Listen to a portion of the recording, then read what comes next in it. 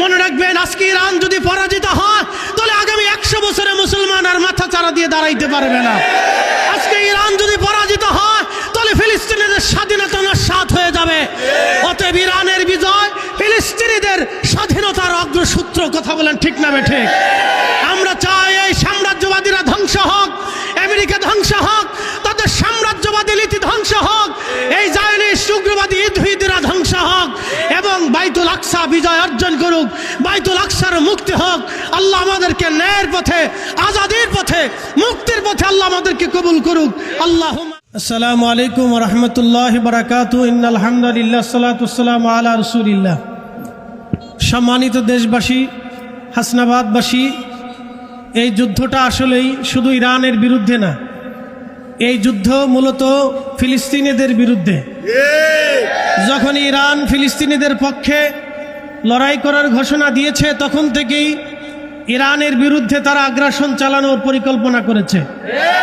তারই ধারাবাহিকতায় তারা ইরানকে অর্থনৈতিক অবরোধ, শুধু ইরান না, মুসলিম বিশ্বের যারাই তাদের বিরুদ্ধে, সাম্রাজ্যবাদীদের বিরুদ্ধে, এই জায়নিস্টের বিরুদ্ধে, এই উগ্রপন্থী ইহুদিদের বিরুদ্ধে যখনই মুসলমানরা মাথা উঁচু করে দাঁড়াইতে চেয়েছে তখনই এই উগ্রবাদীরা, এই সাম্রাজ্যবাদীরা মুসলমানদেরকে হত্যা করার জন্য, দমিয়ে দেওয়ার জন্য হয় অবরোধ দিয়েছে, না হয় স্যাংশন দিয়েছে, বিভিন্নভাবে না হয় হামলা করেছে। তাদের বিরুদ্ধে যখন যেই জনপদ জেগে উঠেছে তারা সেই জনপদকে ধ্বংস করে দেওয়ার জন্যে তারা সমগ্র পশ্চিমার অস্ত্র শস্ত্র শক্তি নিয়ে তারা সেই জনপদের উপর ঝাঁপিয়ে পড়েছে। তারই ধারাবাহিকতায় আজকে বাইতুল আকসা মুসলমানদের পূর্ণভূমি, সেই মুসলমানদের পূর্ণভূমিকে তারা চক্রান্ত করে 75 বছর ধরে ফিলিস্তিনিদের বাড়িঘর থেকে ফিলিস্তিনিদেরকে অধিকার ক্ষুণ্ণ করে ফিলিস্তিনিদের 10 লক্ষ ফিলিস্তিনিদেরকে বস্তুচ্যুত করেছে। আপনি বুঝেন, এই যে আপনারা যারা হাসনাবাদে বসবাস করেন, ধরেন এই বিল্ডিং আপনার, তারা এসে কোনো এক শক্তি এসে বললো এই বিল্ডিং আজ 12 ঘন্টার ভিতরে আপনাকে ছেড়ে দিতে হবে, বলেন আপনি কি দেবেন? কখনোই দেবেন না।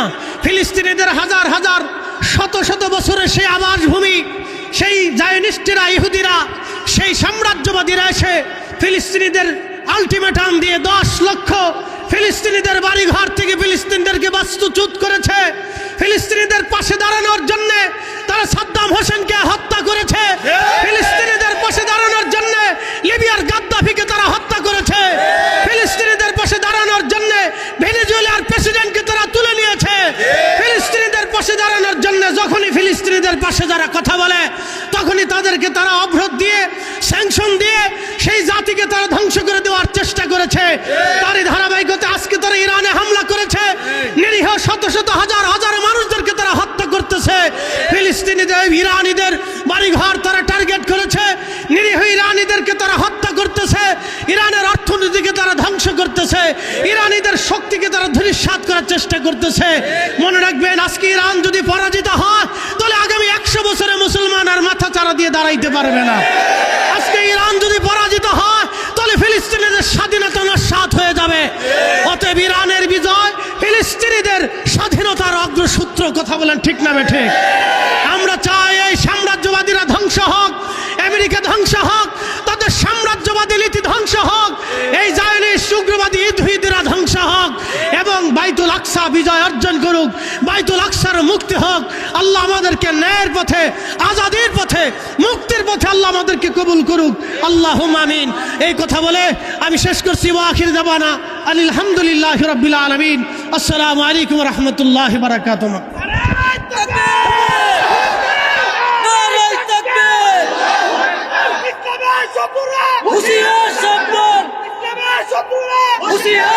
এই পর্যায়ে আপনাদের সামনে বক্তব্য রাখবেন হাসনাবাদ গোলাম আলী নগরের মসজিদের পেশ ইমাম ও খতিব। আসসালামু আলাইকুম ওয়া রাহমাতুল্লাহি ওয়া বারাকাতুহু। আমরা মুসলমান দেশে বাস করার কারণে আমরা আরব দেশের, আরব কান্ট্রি তথা বিশ্ব মুসলিমদের কষ্টগুলো সঠিকভাবে উপলব্ধি করতে পারতেছি না। মূলত আমাদের প্রাণের কেন্দ্র বাইতুল আকসা, এটাকে যদি শুধু কেন্দ্র করে আপনি চিন্তা ভাবনা করেন যে বাইতুল আকসাকে কেড়ে নেওয়ার জন্য, এই ঐতিহ্য ধূলিসাৎ করার জন্য ইসরায়েলের পাশাপাশি আমেরিকাও লেগেছে, বলুন ঠিক কিনা? এই বাইতুল মুকাদ্দাসে আমি আজকে শুনেছি আজকের জুমার নামাজ তারা নিষিদ্ধ করেছে। মুসলমান নয় শুধু, এখানে ইতিহাস সাক্ষী দেয় এটা বিভিন্ন ধর্মের জন্য একটি অন্যতম উপাসনালয় ছিল, কিন্তু মুসলমান এটিকে তারা পুনরুদ্ধার করে মুসলমানদের কাছে হস্তান্তর করেছিল। আমাদের মুসলমানদের নেতা সালাউদ্দিন আইয়ুবী, যিনি শিক্ষা দিয়েছিলেন মুসলমানদের নেতৃত্বে কোনো মুনাফিকই থাকবে না, তিনি মুনাফিকদেরকে হত্যা করেছিলেন। কিন্তু আমরা আরব বিশ্বের শাসকদের দিকে তাকিয়ে দেখছি তাদের প্রত্যেক শাসকের মধ্যে মুনাফিকি ঢুকে গেছে। আজকে আমাদের দেশের কিছু মুসলমান আলেমরা আমাদেরকে বুঝাতে চাচ্ছে ইরান মুসলমানদেরকে হামলা করছে। কোশ্চিন কালেও না, যেখানে আমেরিকার ঘাঁটি ইরানের হামলা সেখানেই, যেখানে ইসরায়েলের ঘাঁটি ইরানের হামলা সেখানেই। মুসলমানদের উপরে ইরান কখনো হামলা করতে পারে না।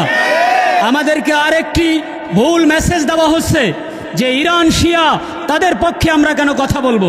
এটা কখনোই হতে পারে না। আমরা মুসলমান হিসাবে সর্বপ্রথম মাজলুমের পক্ষে কথা বলবো।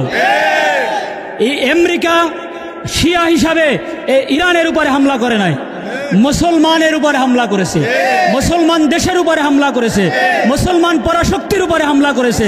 শুধু এতটুকুই নয়, ফিলিস্তিনের পক্ষে জোরালোভাবে কথা বলা এবং তাদের পক্ষে শক্তিশালীভাবে দাঁড়ানোর জন্য ইরানের উপরে হামলা করা হয়েছে।